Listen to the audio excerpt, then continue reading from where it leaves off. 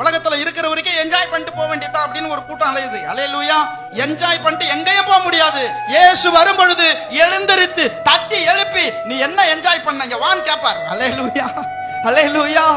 நம்ம நினைச்சுக்கிட்டு இருக்கிறோம் இயேசு வர்றதுக்குள்ள நம்ம காலம் இல்ல, ஏதோ வேற ஏதோ காலத்துல வருவாரு, நம்ம ஜாலியா இருந்துட்டு போயிடலான்னு. நீ ஜாலியா இருந்துட்டு எங்கேயும் போக முடியாது.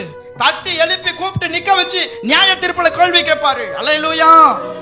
நம்முடைய எண்ணம், நம்முடைய ஏக்கம்லாம், நம்முடைய இன்னொரு வாழ்க்கை நமக்கு இருக்குது. இந்த பூமியில நம்ம பார்த்துட்டு இருக்கிறோம்.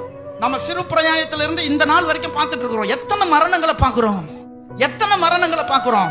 அதை பார்க்கும் பொழுது நமக்கு நல்லா தெரியுது இந்த பூமி நமக்கு சொந்தமானது கிடையாதுன்னு சொல்லி. இந்த பூமியில இருக்கிற எந்த ஒரு பொருளும் நமக்கு சொந்தமானது கிடையாது, நமக்கு நல்லா தெரியுது. அல்லேலூயா. மேலான ஒன்று இருக்கிறது, நித்திய ஜீவன் ஒன்று இருக்கிறது, அங்க மரணம் இல்லை. அல்லேலூயா.